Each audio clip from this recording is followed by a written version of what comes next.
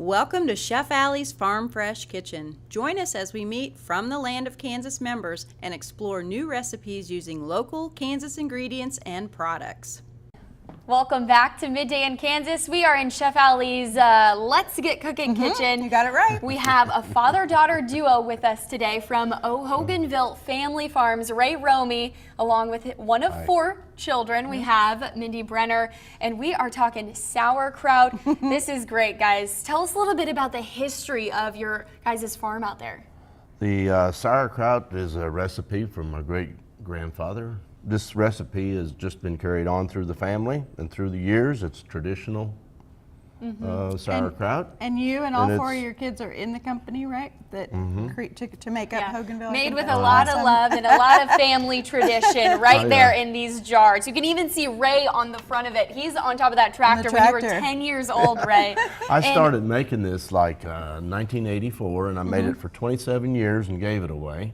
Oh. Made a lot of it with my brother, and we gave it away. And then my kids said, let's put a label on it and sell it. Yeah, and Mindy, So you guys here will we be are. giving I'm so glad away you these did. jars and trying to sell them at some events locally. Can you tell us a little bit about it? We've got Cider Fest coming up here in Topeka in mid-September.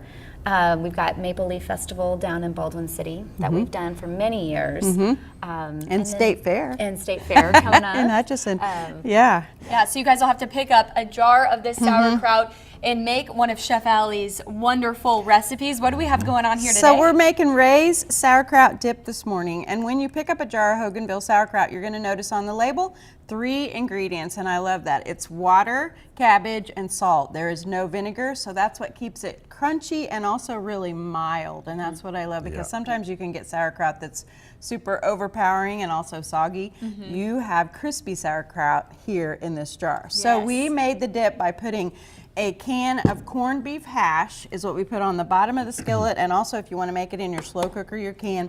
Then we put the Hoganville sauerkraut over that with some Thousand Island dressing, and then lastly topped it off with some Swiss cheese so that you can take your fork and look at this. Yeah. Here is So your good on some toasted bread. Yeah.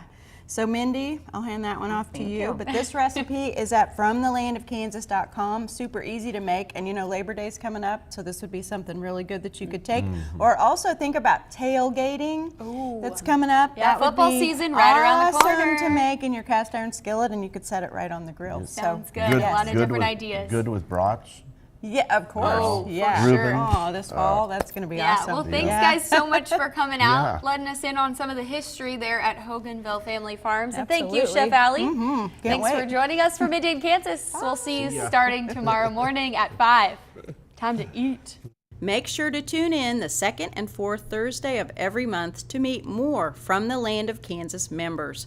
Remember, visit FromTheLandOfKansas.com to explore and find Kansas foods, products, and services.